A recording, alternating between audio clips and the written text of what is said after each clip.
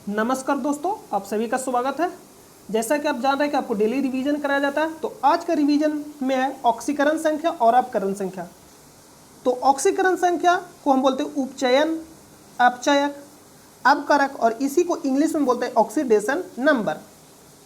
अपकरण संख्या को बोलते हैं अपचयन, उपचयक, ऑक्सीकारक और इसी को हम इंग्लिश में बोलते हैं रिडक्शन। ऑक्सीकरण संख्या में ऑक्सीजन जुटता और अपकरण संख्या में ऑक्सीजन घटता।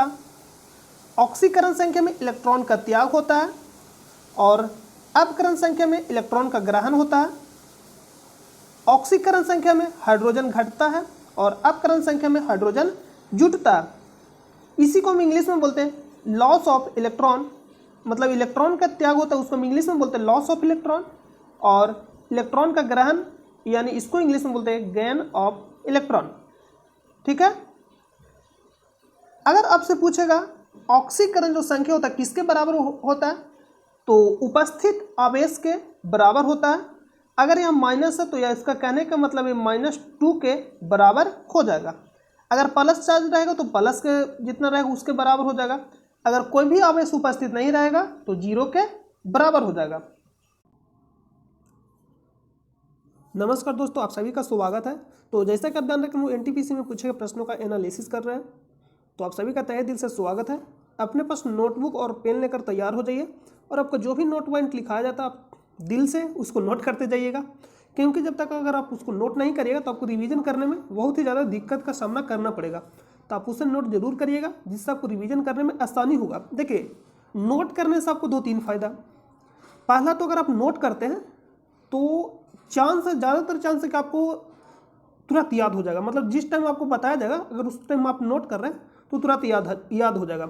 दूसरा है लिखने का प्रैक्टिस भी हो जाएगा और लिखने से ज़्यादा याद भी होता है, और एक शॉर्ट नोट भी तैयार हो जाएगा जिससे एग्जाम टाइम आप उसे तुरंत रिवीजन कर सकते हैं।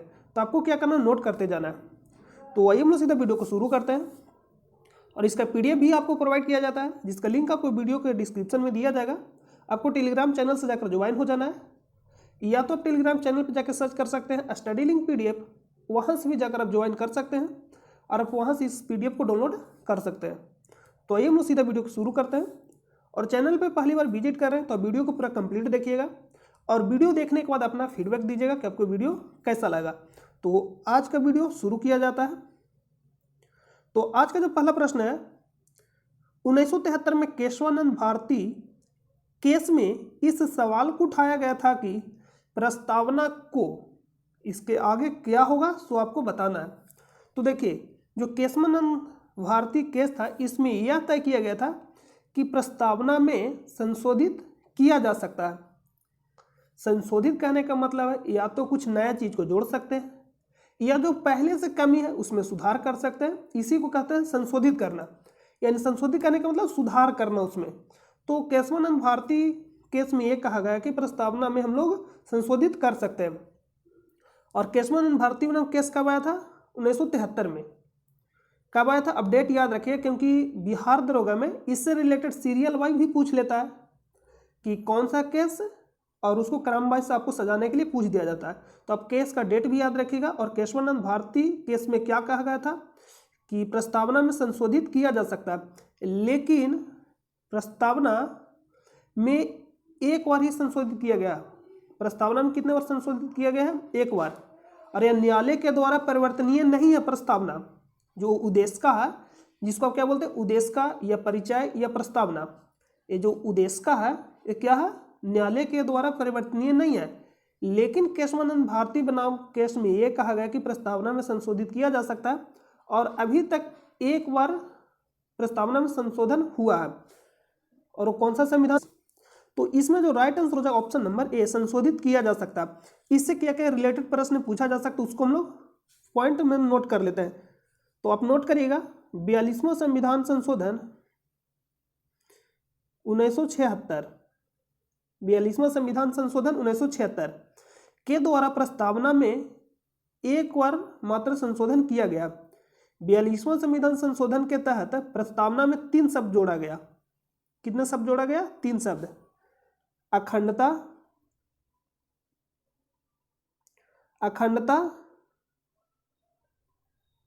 समाजवाद और पंथ निरपेक्ष। पंथ निरपेक्ष, ये प्रश्न बहुत ही ज्यादा पूछा जाता है। पंथ निरपेक्ष,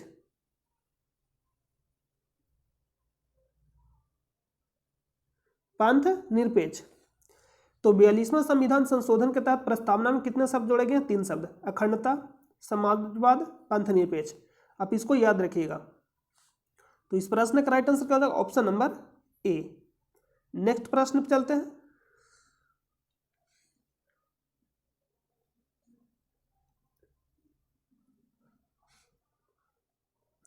नेक्स्ट साल और सौगान सबसे महत्वपूर्ण पेड़ है। इसका पीडीएफ आपको टेलीग्राम चैनल पे प्रोवाइड कर दिया गया था।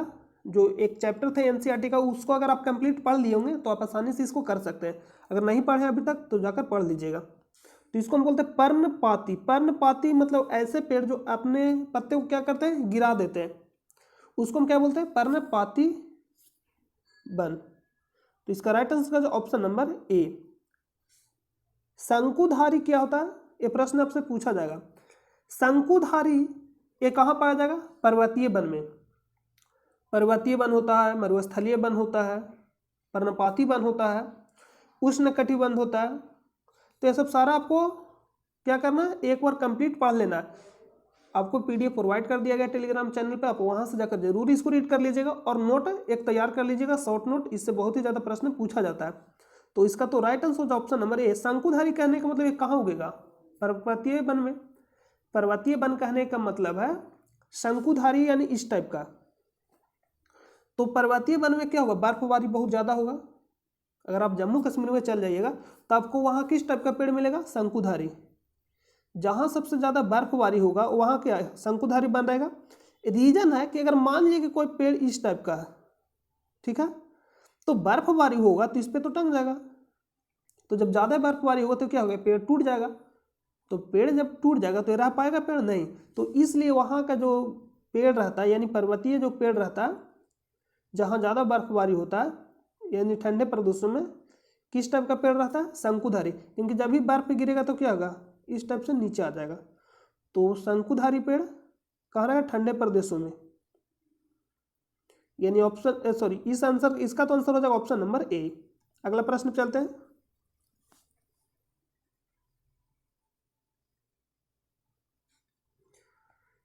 देखिए यहाँ पे वन का प्रकार दिया गया। उष्णकटिबंधीय सदाबहार वन, जहां सबसे ज्यादा बारिश होगा इस वाले एरिया में, इस वाले एरिया में। उष्णकटिबंधीय पर्णपाती वन, जो ए वाला जो आप एरिया देख रहे हैं, ए वाला एरिया, ये क्या है? उष्णकटिबंधीय पर्णपाती वन। उसके बाद है पर्वतीय वन। तो पर्वतीय वन सिंपल सा नाम से ही पता चल रहा है, जो पर्वतों पे पाया जाएगा, इसको क्या बोलेंगे? पर्वतीय वन। उसके बाद है मैंग्रोव वन। देखिए इस वाले एरिया में आप जो देख रहे हैं मैंग्रोव वन। और उसके बाद है उष्णकटिबंधीय कटीले वन। तो कटीले वन कहाँ उगता है? जहां कम बर्फबारी होता है, यानी बर्फबारी करें जहां कम बारिश होता है। कटीले वन वहीं उगेगा जहां क्या होगा? बारिश कम होगा। तो ये रेगिस्तानी मैदान में, इधर थार मरुस्थल राजस्थान की तरफ हो जाएगा। तो आप इसको ध्यान में रखिएगा। अगला प्रश्न पे चलते हैं। देखिए नेक्स्ट प्रश्न है, 1757 में प्लासी के युद्ध में ईस्ट इंडिया कंपनी की सेना का नेतृत्व किसने किया था? 1757 में प्लासी के युद्ध में ईस्ट इंडिया कंपनी की सेना का नेतृत्व किसने किया था? Robert Clive. यहाँ से क्या क्या रिलेटेड प्रश्न पूछा जाएगा, आपको क्या करना? नोट करते जाना। हम बोलते जाएंगे और आपको नोट करते जाना। आप तो बच्चा है नहीं, आप तो आसानी से इसको नोट कर सकते हैं। हम बोलेंगे, आपको नोट करते जाना। तो 1757 का प्लासी का युद्ध किसके बीच हुआ? रॉबर्ट क्लाइव और सिराजुद्दौला के बीच। एक है शुजाउद्दौला और एक है सिराजुद्दौला। तो जो प्लासी का युद्ध में शामिल था उसका नाम था सिराजुद्दौला। रॉबर्ट क्लाइव और सिराजुद्दौला के बीच हुआ था, जिसमें सिराजुद्दौला हार गया और रॉबर्ट क्लाइव जीत गया। यहीं से क्या बनता है? बंगाल का गवर्नर। तो बंगाल का प्रथम गवर्नर किसे बनाया जाता है? रॉबर्ट क्लाइव को। बंगाल का प्रथम गवर्नर किसे बनाया जाता है? रॉबर्ट क्लाइव को। तो इसका right answer option number C. एक प्रश्न पूछेगा, प्लासी का युद्ध 1764 में हुआ था। प्लासी का युद्ध किसके बीच हुआ था? अंग्रेजों और संयुक्त सेना। जो 3 संयुक्त सेना था उसमें कौन कौन शामिल था? शाह आलम द्वितीय, मीर कासिम और शुजाऊ दौला।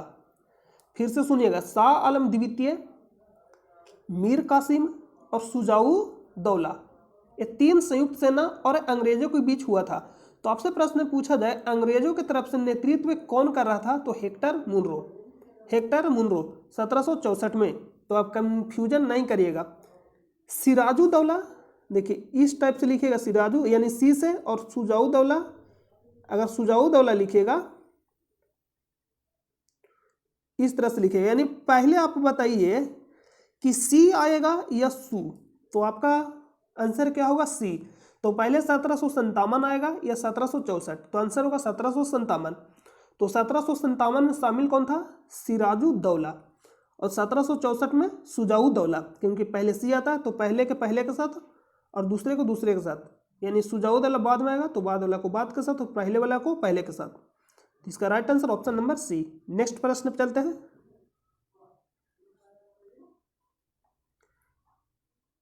इनमें से कौन सा केरल का प्रसिद्ध फेस्टिवल गेम है? नौका दौड़। Option number D. देखिए यहां पे नौका दौड़,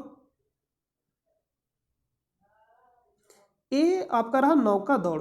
क्या होता है? नौका दौड़ होता है यानी रेस होता है। तो इसका राइट आंसर क्या है? ऑप्शन नंबर डी राइट हो जाएगा। नेक्स्ट प्रश्न पे चलते हैं।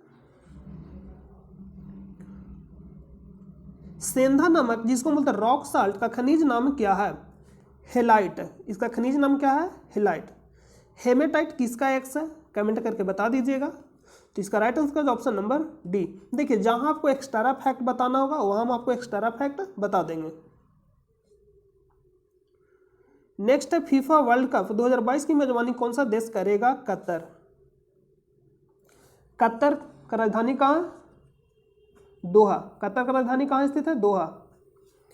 Spain, Argentina, Australia. लोकेशन देख लीजिए।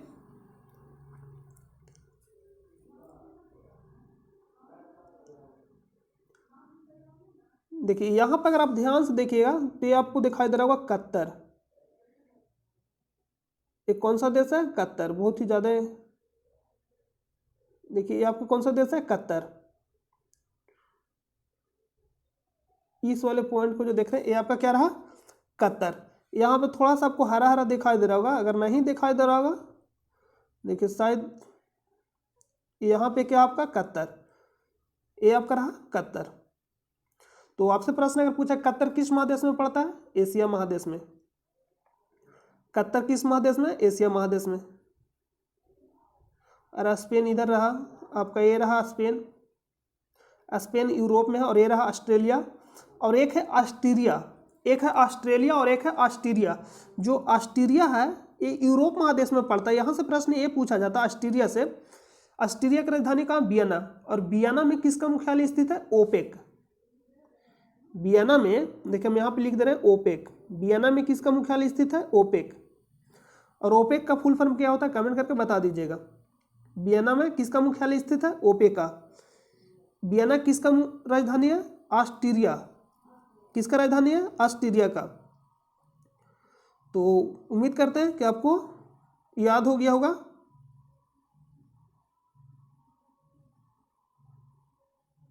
तो इस प्रश्न का राइट आंसर का ऑप्शन नंबर बी। अर्जेंटीना दक्षिणी अमेरिका में है। देखिए ये रहा अर्जेंटीना, और शायद एक दिन हम मैक्सिको अफ्रीका में बता दिए थे। यहाँ पे मोरक्को है, मैक्सिको देखिए यहाँ है उत्तरी अमेरिका में। अगला प्रश्न पे चलते हैं। अगला प्रश्न है कौन सा भारत का सबसे ऊंचा विक्ट्री टावर? विक्ट्री मतलब क्या होता है? विजेता, यानी विक्ट्री टावर है फतेह बुर्ज। ये कहाँ स्थित है? पंजाब में। Option number A. Qutub Minar का निर्माण शुरू किसने करवाया? कुतुबुद्दीन ऐबक। कुतुबुद्दीन ऐबक। आपसे प्रश्न पूछा जाएगा पूरा किसने करवाया?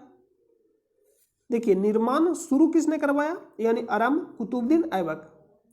पूरा किसने करवाया? एनटीपीसी में प्रश्न पूछा गया था कि पूरा किसने करवाया। तो पूरा किसने करवाया आपको कमेंट करके बताना, इसका आंसर आपको नेक्स्ट वीडियो में दिया जाएगा, तो आप आंसर कमेंट बॉक्स में बता दीजिएगा। इसका राइट आंसर क्या है? ऑप्शन नंबर ए। विजय स्तंभ कहाँ स्थित है? चित्तौड़गढ़, राजस्थान में। ए आपका रहा क्या? विक्ट्री टावर, फतेह बुर्ज। अगला प्रश्न पे चलते हैं।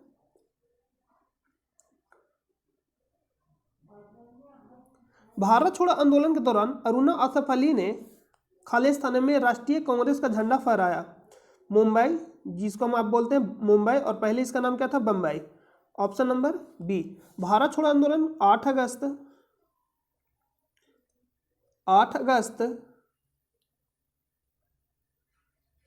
1942।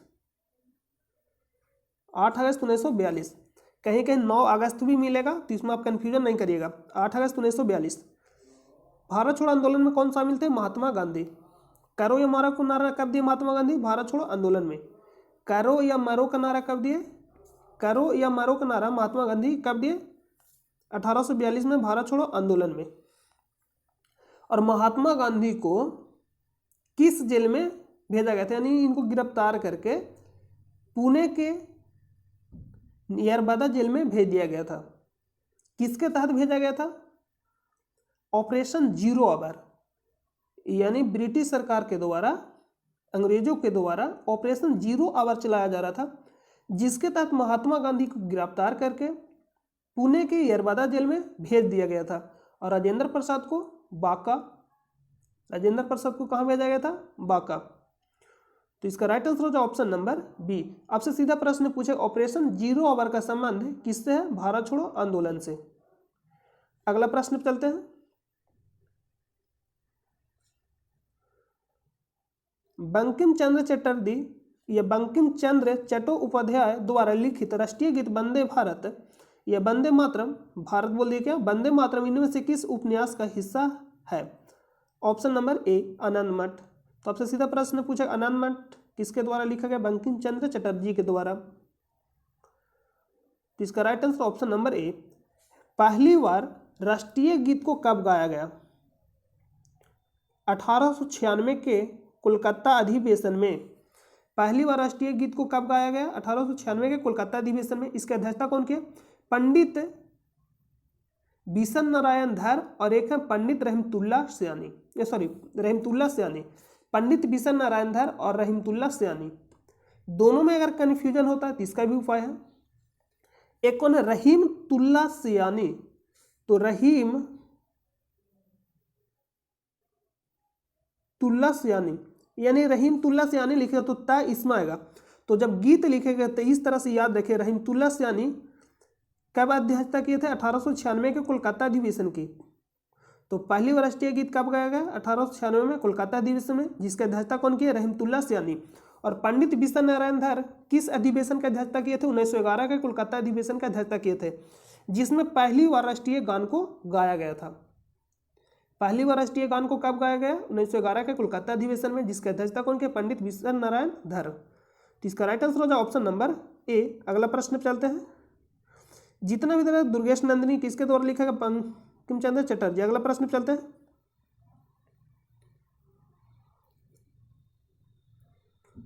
नेक्स्ट है, इनमें से कौन सा पर्यावरण संबंधित चिंता का विषय नहीं है? यानी पर्यावरण संबंधित चिंता का विषय नहीं है, यानी इसमें कौन सा ऑप्शन ऐसा है जिससे पर्यावरण का कोई भी नुकसान नहीं होगा? प्लास्टिक की खपत और इस्तेमाल में वृद्धि नुकसान होगा, क्योंकि खपत और इस्तेमाल में वृद्धि होगा तो कहाँ फेंका जाएगा? पर्यावरण में ही फेंका जाएगा, तो नुकसान तो होगा ही। ओजोन परत का बढ़ना, तो इससे नुकसान नहीं है। अब क्यों नुकसान नहीं है अभी आपको बता रहे हैं। प्रदूषण स्तर का बढ़ना, इससे तो पर्यावरण का नुकसान है ही। ग्लोबल वार्मिंग, इससे भी पर्यावरण का नुकसान है। ओजोन परत का बढ़ना कहने का मतलब, जैसे ओजोन परत जितना ज्यादा रहेगा उतना हम लोग के लिए फायदा, क्योंकि ओजोन परत सूर्य से आने वाले पराबैंगनी किरण से क्या करता है? रक्षा करता है। तो ओजोन परत ऑक्सीजन के कितने परमाणु से मिलकर बना हुआ? 3। और यह किससे रक्षा करता है? पराबैंगनी किरण से। ये पाया कहाँ जाता है? समताप मंडल में। ये कहाँ पाया जाता है? समताप मंडल में पाया जाता है, स्ट्रेटोस्फीयर। ये कहाँ पाया जाता है? समताप मंडल में। ऑक्सीजन के कितने परमाणु से मिलकर बना है? 3। किससे रक्षा करता है? पराबैंगनी किरण से। तो आप इसको याद रखिएगा। सबसे बाहरी मंडल कौन सा है? क्षोभ मंडल। और सबसे अंतिम बहिर्मंडल, एक्सोस्फीयर। और सबसे बाहरी मंडल, बाहरी तो हो गया बहिर्मंडल, ये जिसको बोलते हैं वायुमंडल। और सबसे ये जो आंतरिक हो अंदर का, यानी सबसे पहला मंडल कौन सा? क्षोभ मंडल। सबसे जो निचला मंडल कौन सा? क्षोभ मंडल, जिसको बोलते हैं ट्रेटोस्फीयर। ट्रोपोस्फीयर बोलिए, ये ट्रेटोस्फीयर, क्षोभ मंडल। तो इस प्रश्न का राइट आंसर का ऑप्शन नंबर बी। नेक्स्ट है सागा 2020। सागा, देखिए सागा 220 लिखा गया, यानी 220। सागा 220 भारतीय अंतरिक्ष अनुसंधान संगठन द्वारा विकसित किया गया है। सागा 220 क्या है? तो यह क्या? Super computer. Super computer, super computer से रिलेटेड क्या क्या प्रश्न पूछा जाएगा? प्रथम सुपर कंप्यूटर कौन था? कौन सा था? भारत में प्रथम सुपर कंप्यूटर परम 8000। परम 8000। और यह किस कंपनी के द्वारा बनाया गया था? सी डैक, जो कहाँ का कंपनी था? पुणे का। सी डैक कहाँ का कंपनी था? पुणे। सी डैक परम 8000 किसके द्वारा बनाया गया था? सी डैक के द्वारा। ये कहाँ का कंपनी था? पुणे। ये सारा प्रश्न पूछा गया। इसका right answer option number C. इनमें से कौन सा संगीत वाद्य यंत्र इंडो इस्लामिक मूल का नहीं है? नाम से ही पता चल रहा होगा इंडो इस्लामिक मूल का नहीं है। तबला, रबाब, सितार, बीना। तो इसका राइट आंसर का जो बीना। तो अगर आप बीना को देखे होंगे, बीना देखिए ये आपका रहा बीना। शारदे माँ सरस्वती के हाथों में विराजमान रहता है बीना। इसका राइट आंसर क्या हो जाएगा? सी, इंडो इस्लामिक मूल का नहीं है, यानी बीना। ऑप्शन नंबर सी।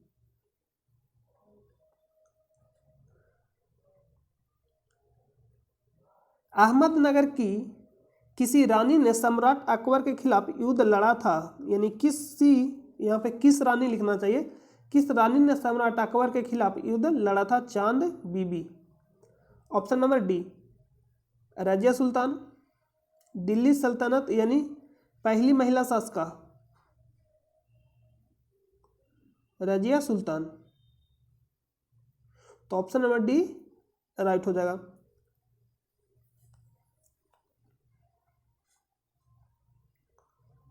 जब ऑक्सीजन की अनुपस्थिति में भी श्वसन होता है तो इसे क्या कहा जाता है? यानी डॉट श्वसन कहा जाता है।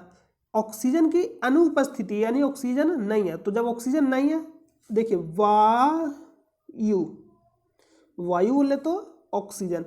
अगर आप ध्यान से देखिए बाई बी ए, यानी बाई बी ए, तो यहाँ पे देखिए तो मिला हुआ नहीं लग रहा कुछ, तो वायु, तो वाई बी ए, यानी वायु के उपस्थिति में होगा तो बोलेंगे बाई बी ए श्वसन। और वायु के अनुपस्थिति में होगा तो उसको बोलेंगे A by B A. A by B A कहने का मतलब है कि ऑक्सीजन उपस्थित रहेगा, यानी ऑक्सीजन उपस्थित नहीं रहेगा। ऑक्सीजन क्या रहेगा? अनुपस्थित, यानी उपस्थित नहीं रहेगा। तो ऑप्शन नंबर क्या बोल रहा है? अनुपस्थित, यानी ऑक्सीजन नहीं रहेगा, तो उसको क्या बोलेंगे? आ बाई बी ए श्वसन। ऑप्शन नंबर सी। गुजरात में स्थित प्रसिद्ध पेट्रोलियम साइट का नाम क्या है? अंकलेश्वर। अंकलेश्वर, महाबलेश्वर से किस नदी का उद्गम होता है? कमेंट करके बता दीजिएगा। ये महाराष्ट्र में स्थित है महाबलेश्वर।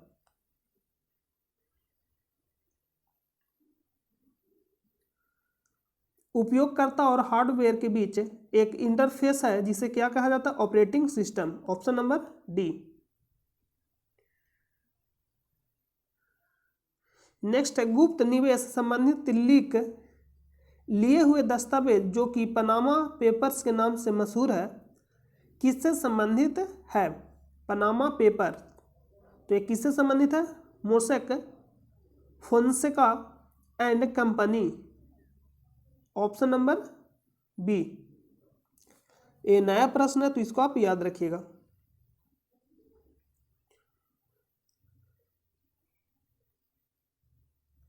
1928 में हिंदुस्तान सोशलिस्ट रिपब्लिकन आर्मी की स्थापना दिल्ली के किस मैदान में हुई थी? तो फिरोज शाह कोटला मैदान में हुआ था। किसके अध्यक्षता में? सुभाष चंद्र बोस जी के अध्यक्षता में हुआ था। इसका राइट आंसर का जो option number C. Option number क्या हो जाएगा? सी राइट हो जाएगा। अगला प्रश्न पे चलते हैं।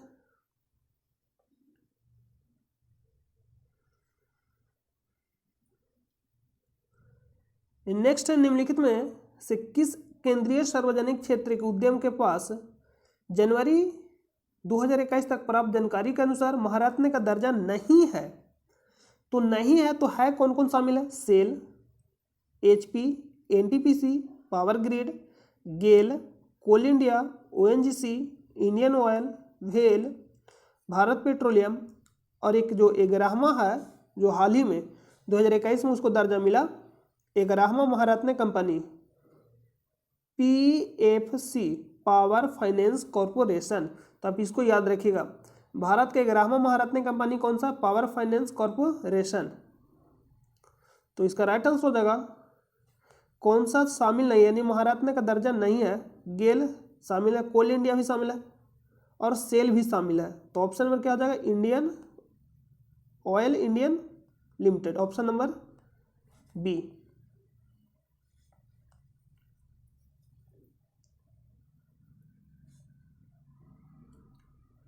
राजस्थान परमाणु विद्युत केंद्र का निर्माण खालिस्तान की सहायता से किया गया था, कनाडा की सहायता से किया गया था।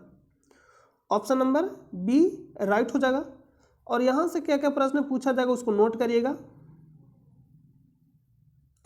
देखिए, उत्तर प्रदेश में कौन सा स्थित है? नरौरा नाभिकीय संयंत्र।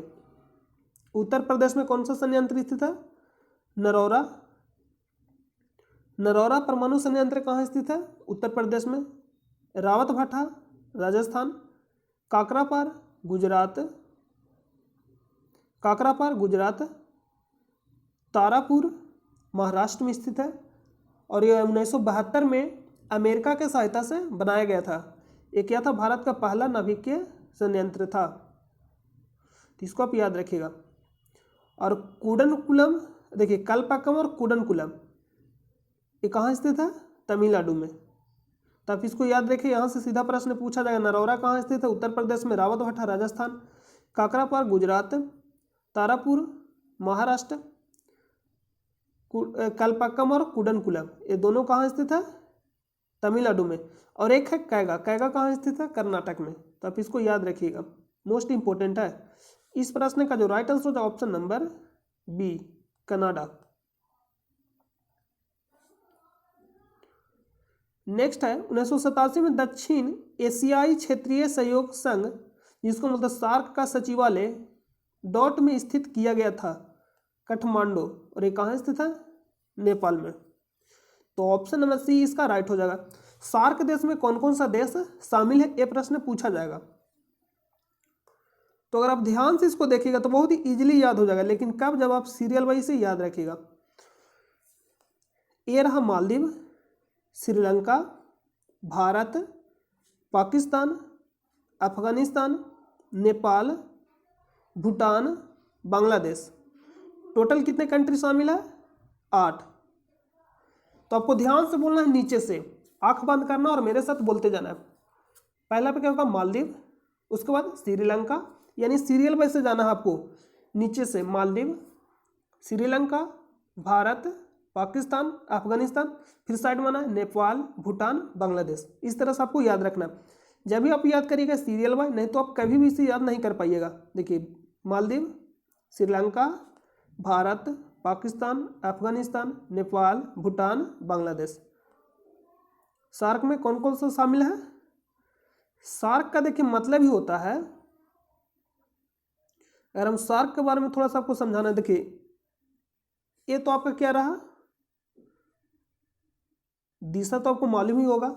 इसको बोलते हैं नॉर्थ, साउथ, ईस्ट, वेस्ट, यानी W नॉर्थ और ये साउथ और ये ईस्ट हो गया। इसको डब्लू बोलते हैं यानी वेस्ट। तो दक्षिण एशिया, क्या बोला, दक्षिण, यानी इसको बोलते हैं दक्षिण, बोले तो जो दक्षिण में है, तो यहां से एस आ जाएगा, और एशियाई बोले तो ARC, यानी south Asian association regional corporation. तो इसका right answer option number C, मुख्यालय कहां स्थित है, काठमांडू, नेपाल में। नेक्स्ट प्रश्न पे चलते हैं। तो आप याद रखिए कौन सा देश शामिल है, सीधा प्रश्न आपसे पूछा जाएगा। निम्नलिखित में से कौन सी नदी राष्ट्रीय जलमार्ग 5 का एक भाग है?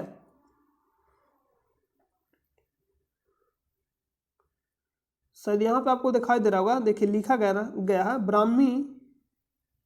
ब्राह्मणी डेल्टा, और यहाँ अगर आप ध्यान से देखिएगा, देखिए लिखा गया ब्राह्मणी रिवर। ये जो आप देख रहे हैं क्या है, राष्ट्रीय जलमार्ग 5 है, और ये कहाँ से कहाँ तक जाता है,